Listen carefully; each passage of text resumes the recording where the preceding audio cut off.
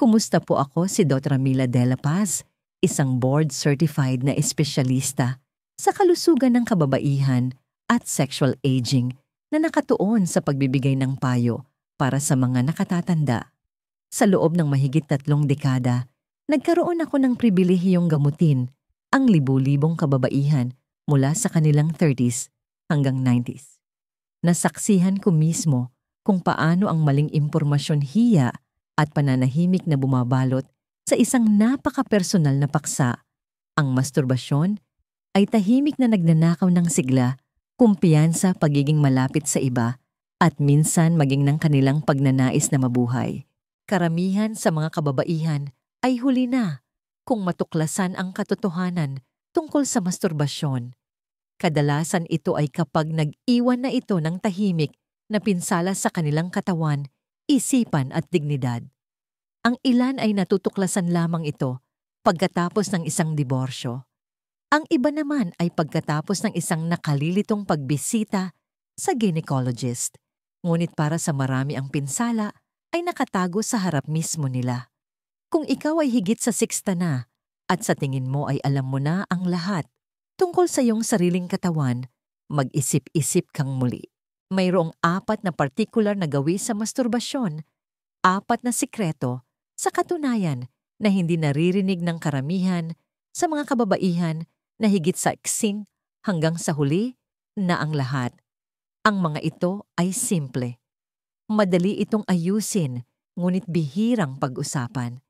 Subalit mayroon akong mga pasyenteng 72 taong gulang na nagsabi sa akin, Dra De La Paz, kung may nagsabi lang sa akin nito, 30 taon na ang nakalipas naging iba, sana ang buong buhay ko. Sa susunod na ilang minuto, ibabahagi ko ang 4 na makapangyarihang sikretong yon. Hindi mga opinyon, kundi mga katotohanang suportado ng agham na maaaring makatulong sa iyong makatulog nang mas mahimbing magpalakas ng iyong enerhiya, maprotektahan ang iyong kalusugan sa pelvic, at maibalik pa ang iyong sigla sa kwarto. Hindi ito mga daya. Ito ay mga tunay na kasangkapan sa buhay na nagpabago sa buhay ng aking mga pasyente, mga babaeng tulad mo. At huwag laktawan ang ika-4 na sikreto. Ito ang sikretong pinakatatakot pag-usapan ng karamihan sa mga doktor at ito rin ang nakapagligtas ng mga pagsasama, nagpaayos sa masakit na pakikipagtalik at nagbigay sa mga nakatatandang babae ng isang bagong kahulugan sa buhay. Manatili po kayo sa akin. Ang matututunan ninyo ay maaaring ikagulat ninyo at maaaring makapagligtas pa sa inyong buhay pagdating sa sex. Bago tayo magpatuloy, kung sa tingin ninyo ay mahalaga ang mga kaalamang pangkalusugan na ito na makapagpapabago ng buhay, siguraduhing i-click ang subscribe at i-on ang notifications upang hindi ninyo makaligtaan ang isa pang tip na partikular na idinisenyo para sa mga kababaihan na higit sa 60. Kung ito ay tumatatak sa inyo, i-type ang 1 sa mga komento. Kung hindi, i-type ang 0. Binabasa ko ang bawat tugon at narito ako upang gumawa ng nilalaman na tunay na makapagsisilbi sa inyo. Ngayon, simulan na natin ang unang katotohanan. Isang bagay na ikinagugulat ng halos bawat babaeng nakausap ko. Hindi ito tungkol sa kung gaano kadalas mo itong ginagawa. Ito ay tungkol sa kung bakit mo ito ginagawa at kung ano ang isinisiwalat nito tungkol sa iyong emosyonal na kalusugan. Ang unang sikretong ito, ang kadalasang pinagkakamalian ng mga kababaihan. Hindi dahil sila ay mahina, kundi dahil walang sinuman ang nagturo sa kanila ng tama. Sikreto 1, ito ay hindi lamang pampalabas ng sama ng loob. Ito ay salamin ng iyong isipan. Mahigit 3 dekada na akong nakaupo sa harap ng mga kababaihan sa lahat ng edad, ngunit may isang pag-uusap na palagi kong nararanasan sa mga nakatatandang babae, mga babaeng nasa kanilang 60s, 70s, kahit 80s. Karaniwan itong nagsisimula sa isang bulong o minsan ay may kasamang hiya. Dok, ginagawa ko pa rin ito paminsan-minsan. Sana hindi ito kakatwa sa edad kong ito. Ngunit ang hindi nila inaasahan ay ang paglapit ko at pagsasabing, hindi po yan kakatwa pero sabihin ninyo sa akin, bakit po ninyo ito ginagawa? Doon tumatahimik ang buong silid. Karamihan sa mga kababaihan ay pare-pareho ang sinasabi para makatulog, para maibsan ng stress, dahil nakasanayan na o mas madalas kaysa sa inaamin nila para makaramdam ng kahit ano na lang. Sa paglipas ng panahon, nagsimula akong makakita ng isang pattern at dinurog nito ang aking puso. Hindi lamang ito mga pisikal na gawi, ito ay mga emosyonal na salbabida. Ang unang sikreto na nais kong malaman ng bawat babae, ilang dekada na ang nakalipas, ay ito. Ang masturbasyon ay hindi lamang tungkol sa pisikal na pagpapalaya.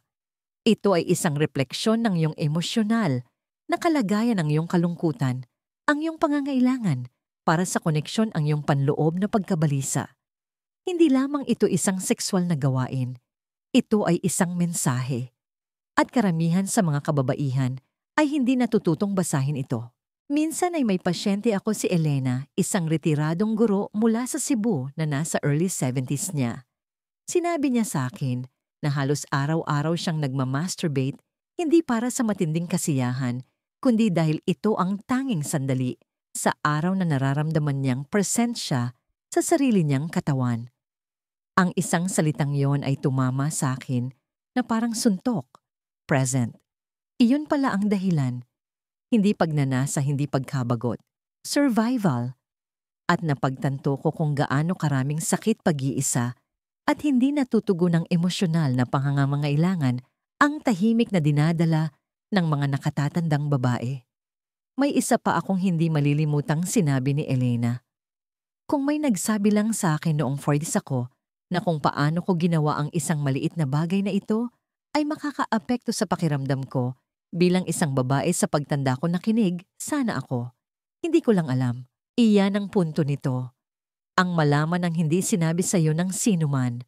Ang ibalik sa iyo ang iyong kapangyarihan.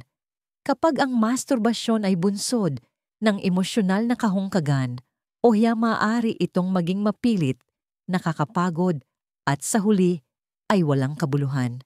At heto ang catch, hindi ito mukhang mapanganib sa una. Walang hangover, walang pasa, walang pagbagsak. Ngunit ang tunay na pinsala ay hindi nakikita. Ito ay ang mabagal na pagkaubos ng kagalakan, pagpapahalaga sa sarili at koneksyon.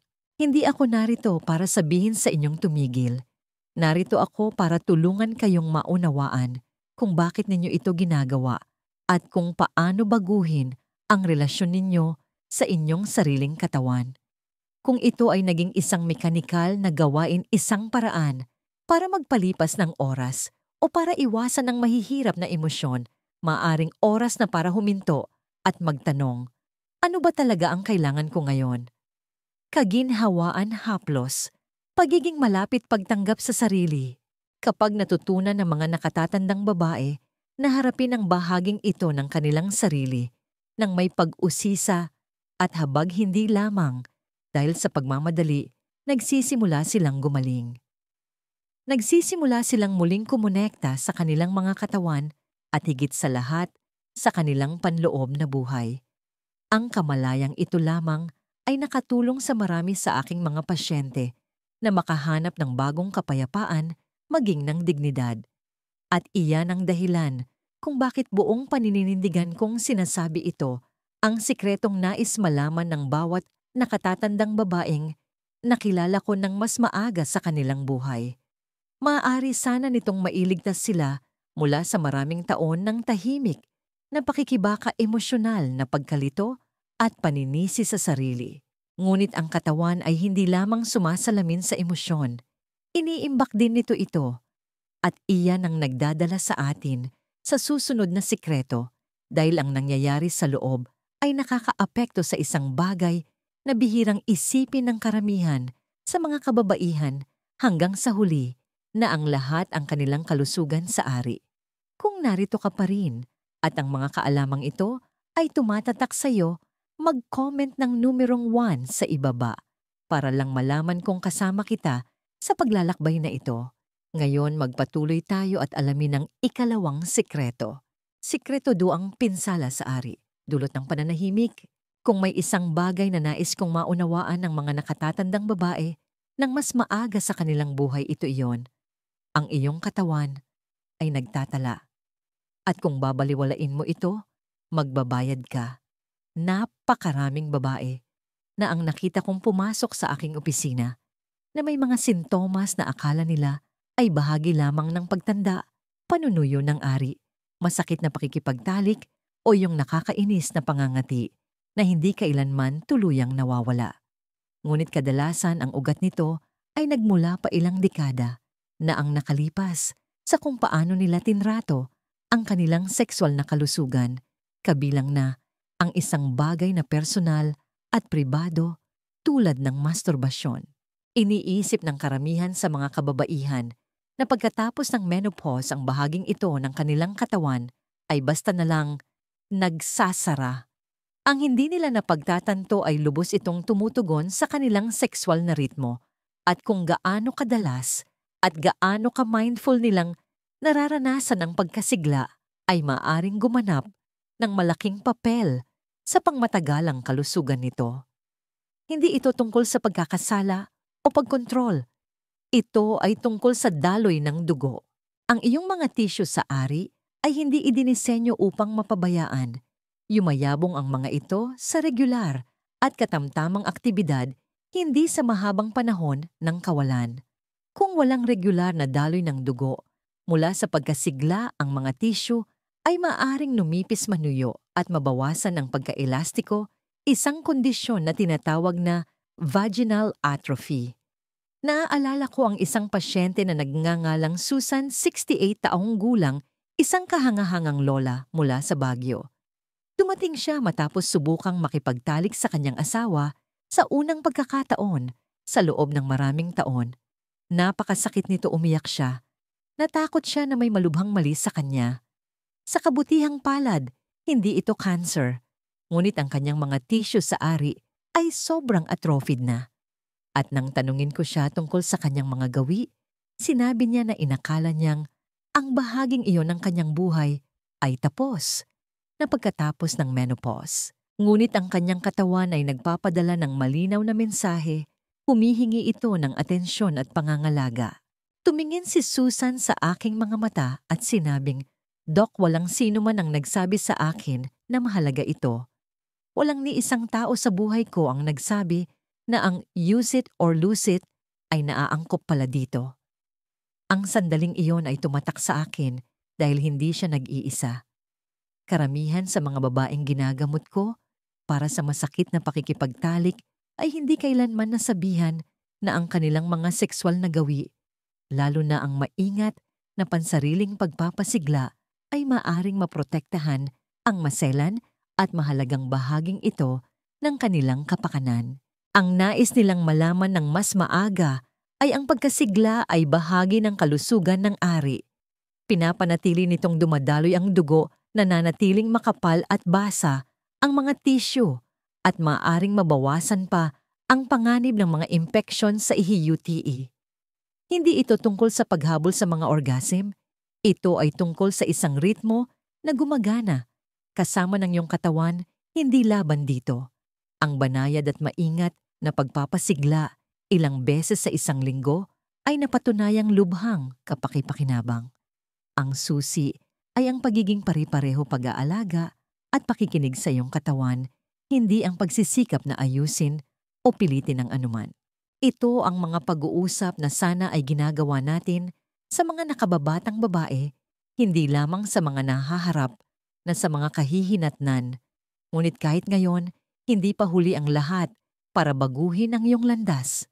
Ang kamalayan lamang ay maaring magsimulang baguhin ang iyong mga pagpipilian. Ang iyong kalusugan ay isang malaking mensahe, mahalaga, ang balanse. Gayunpaman, kahit na bumuti ang kalusugan ng ari, maraming kababaihan pa rin ang nakakaramdam ng isang bagay na nawawala, isang bagay na mas mahirap pangalanan. Maaari pa rin silang magdusa mula sa pagtagas ng iisang pakiramdam ng kabigatan sa pelvic o isang banayad ngunit masakit na pagbaba ng sexual na kumpiyansa. Iyan ang nagdadala sa atin sa ikatlong sikreto, at ito ay nagsasangkot ng isang bahagi ng iyong katawan na maaring narinig mo na, ngunit hindi mo naisip na sanayin. Sikreto 3, tumatanda ang iyong pelvic floor at walang nagsabi sa iyo na sanayin ito.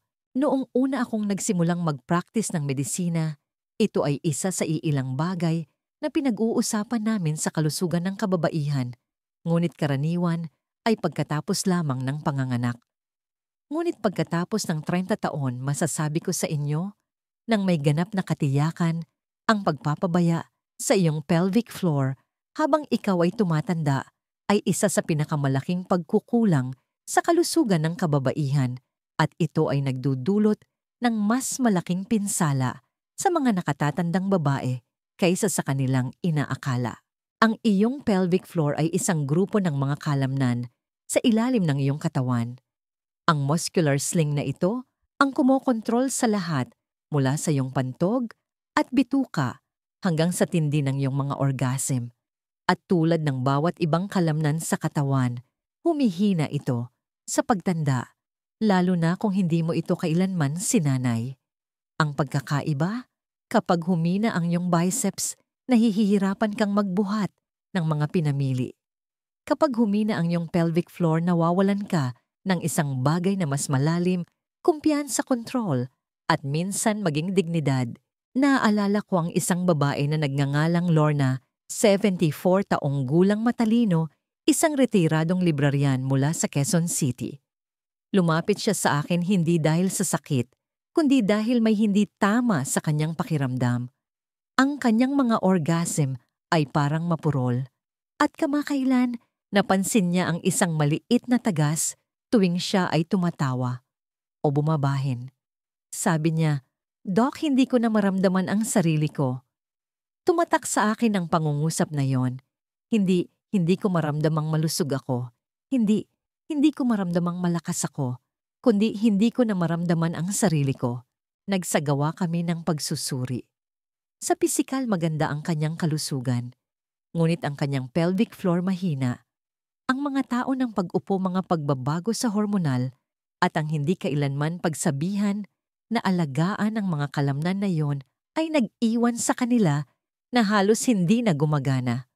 Walang sino man ang nagbigay diin na ang isang bagay na kasing simple ng Kegel exercises, ang pagpiga at pag-relax ng mga kalamnan na iyon ay maaaring maprotektahan ang kanyang sexual at urinaryong kalusugan habang buhay. Ang nais malaman ng mga nakatatandang babae, ilang dekada na ang nakalipas ay ang iyong pelvic floor ay may tahimik, ngunit sentral na papel sa iyong buong karanasan bilang isang babae. Kasama ito sa pagkontrol sa pantog, pagsuporta sa iyong mga panloob na organo, at paglikha ng mga kasiyasyang pag-urong ng isang orgasm.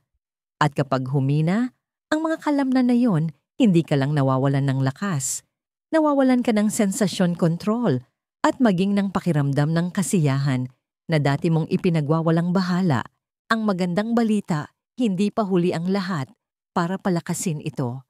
Sa ilang minuto lamang ng nakatutok na pagsasanay sa isang araw, ang mga babaeng nasa kanilang 60s at 70s ay naibalik ang pagtagas, napabuti ang potensyal para sa orgasm, at naibalik ang mahalagang pakiramdam ng kontrol sa kanilang mga katawan. Nagawa ito ni Lorna. Sa loob ng 6 na buwan mula sa pagiging nahihiya ay sinabi niya sa akin nang may ngiti, "Akala ko wala na ang bahaging iyon ng buhay ko, pero bumalik pa pala." Sana malaman ito ng bawat babae sa kanilang 40s. Sana mas bigyan ito ng prioridad ng mga doktor. Ngunit kahit ngayon, ang pag-alam dito ay maaaring maging simula ng tunay na pagbabago. Gayunpaman, may isa pang piraso ng palaisipan na hindi kailanman isinasaalang-alang ng karamihan sa mga kababaihan. Isa na walang kinalaman sa mga kalamnan, hormones o tissue. Ito ay isang bagay na mas malalim. Isang puwersa na tahimik na humuhubog kung paano tayo nakikipag-ugnayan sa ating mga katawan, sa ating mga kapareha, at sa ating sarili. At maaaring ito ang pinakamahalagang sikreto sa lahat. Kung narito ka pa rin at nakikita mong mahalaga ang mga kaalamang ito, i-type ang 1 sa mga komento upang ipaalam sa akin na kasama pa rin kita. Magpatuloy tayo. Ang susunod na sikretong ito ay maaaring siyang magbago ng lahat. Sikreto 4. Ang hiya ang tunay na sakit at pinapatay nito ang intimasiya. Ito ang pinakamahirap na sikretong pag-usapan. Hindi dahil ito ay komplikado, kundi dahil ito ay lubos na makatao. Sa lahat ng mga aral na natutunan ko mula sa aking mga pasyente, ito ang pinakabumabagabag sa akin. At ito ang halos nais ng bawat nakatatandang babaeng nakatrabaho ko na may nagsabi sa kanila ilang dekada na ang nakalipas. Ang katotohanan ay karamihan sa atin ay pinalaki sa isang kultura ng pananahimik. Tinuruan tayo na ang ating mga katawan ay para sa iba na ang pansariling kasiyahan ay makasalanan o hindi angkop sa isang babae at na ang mabubuting babae ay hindi pinag-uusapan ng mga bagay na ito. Hindi sa mga kaibigan, hindi sa mga kapareha, kahit sa mga doktor. Kaya sa halip na tutunan nating dalhin ang lahat ng mag-isa, ang bigat ng kasalanan, ang paglilihim, ang takot na mahusgahan. At sa paglipas ng panahon, ang pananahimik na yon ay naging mas mabigat kahihiyan. May pasyente ako na nagngangalang Carmelita. 69 taong gulang, 45 taon ng kasal. Lumapit siya sa akin hindi dahil sa pisikal na sakit, kundi sa emosyonal na pagkalito. Sinabi niya sa akin na nagmamasturbate pa rin siya ilang beses sa isang linggo, palaging palihim hindi dahil hindi niya mahal ang kanyang asawa, kundi dahil natatakot siya sa kung ano ang iisipin nito. Sa loob ng maraming dekada, nabuhay siya na may ganitong tahimik na pasanin, naniniwalang ang kanyang natural na pangangailangan ay mali o mas masahol pa na ginagawa siyang masamang asawa, hindi ganap na babae. Tumingin siya sa akin na may luha sa kanyang mga mata at sinabing, "Ginugol ko ang kalahati ng aking buhay, napakiramdam na sira ako para sa isang bagay na ganap na normal pala." Nadurog ang puso ko dahil ang kwento ni Carmelita ay hindi natatangi. Ito ay napakakaraniwan. At ang nakita ko ng paulit-ulit ay ito ang hiya ay nag-iisa. Naglalagay ito ng hadlang sa pagitan ng mga kababaihan at ng kanilang mga kapareha. Ngunit mas masakit naglalagay ito ng hadlang sa pagitan ng mga kababaihan at ng kanilang sarili. Nasaksihan ko ang mga babaeng umurong sa kanilang mga pagsasama, huminto sa pag-abot para sa intimasya o umiwas sa tapat na pag-uusap dahil lamang sa takot nilang mahusgahan dahil sa pagkakaroon ng sariling pangangailangan. Ngunit kapag sinimulan nating alisin ang hiya, kapag sinimulan ng mga kababaihan na pag-usapan ang mga bagay na ito, nang hayagan marahil sa unang pagkakataon sa kanilang buhay, may isang kamangha-manghang nangyayari. Lumalambot ang mga relasyon, lumalalim ang intimasiya. Nagsisimulang maramdaman muli ng mga kababaihan na sila ay buo. Hindi dahil nagbago sila kung sino sila, kundi dahil huminto na sila sa pagtatago. Ang nais malaman ng mga nakatatandang babae ng mas maaga ay ito. Ang masturbasyon ay hindi ang kalaban.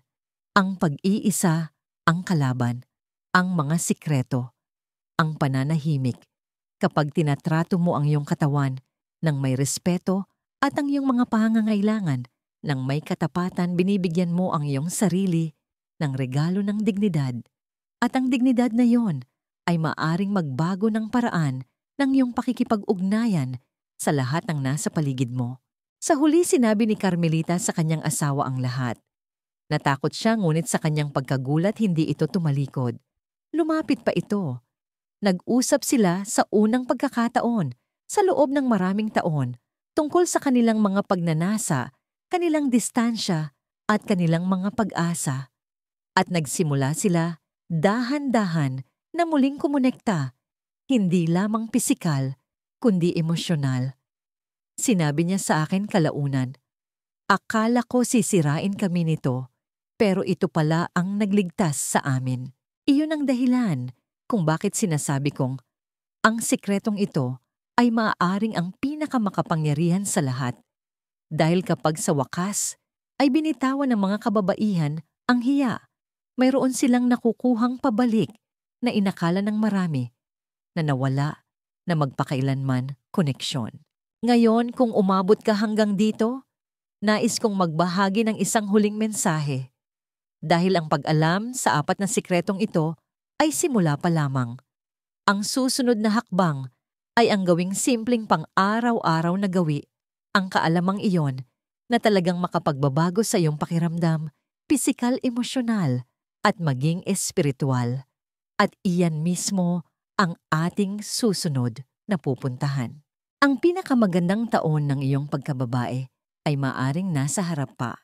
Kung may isang katotohanan na natutunan ko pagkatapos ng mga dekada ng pakikipag-usap sa mga kababaihan sa kanilang pinakatapat na sandali, ito iyon, hindi pa huli ang lahat para baguhin ang iyong pakiramdam sa sarili mong balat.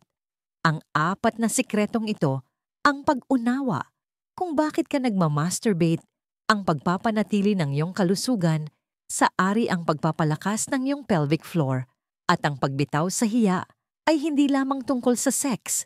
Ito ay tungkol sa muling pag-angkin sa iyong relasyon sa iyong katawan, sa iyong sigla, sa iyong pagkatao. Nasaksihan ko ang mga babaeng pumapasok sa aking opisina na pagod umurong kumbinsido na ang kanilang pinakamagagandang taon ay nakalipas na. Ngunit nang simulang matutunan nila ang mga bagay na ito, mga bagay na dapat ay itinuro sa kanila.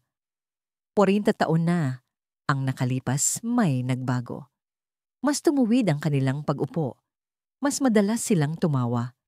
Pinag-usapan nila ang kanilang mga katawan nang may pag-usisa sa halip na pagkabigo. Ang ilan ay muling nakakonekta sa kanilang mga kapareha. Ang iba naman ay simpleng nakahanap ng kapayapaan sa wakas na pag-unawa sa kanilang sarili. Kung binabasa mo pa rin ito, may sinasabi iyon sa akin. Sinasabi nito na nagmamalasakit ka. Sinasabi nito na bukas ka. At sinasabi nito na anuman ang iyong edad, may isang bahagi sa iyo na naniniwala pa rin na mayroon pang mararanasan, mararamdaman at kahihinatnan. Tama ka. Karamihan sa atin ay walang natanggap na manual kung paano maging babae habang tumatanda. Sinabihan tayong unahin ang lahat, manahimik at hayaang maglaho ang mga bahagi ng ating sarili. Ngunit hindi na natin kailangang gawin iyon. Hindi mo na kailangang dalhin ang pananahimik na yon. Ang iyong katawan ay nagsasalita pa rin sa iyo. Ang iyong mga pangangailangan ay mahalaga pa rin. At sa kaunting kaalaman, kaunting habag, at pang-araw-araw na intensyon, maaari kang magsulat ng isang bagong kabanata. Isang kabanata na hindi minarkahan ng paghina, kundi ng paglago, intimasiya, kalinawan at lakas. Hindi ito ang katapusan ng iyong pagkababae. Para sa marami, ito ay simula pa lamang. Narito ang isang mahalagang aral sa buhay na natutunan ko mula sa aking mga taon bilang isang doktor. Ang tunay na kalusugan ay hindi lamang ang kawalan ng sakit. Ito ay ang pagkakaroon ng sigla, koneksyon at kapayapaan ng isip sa anumang edad.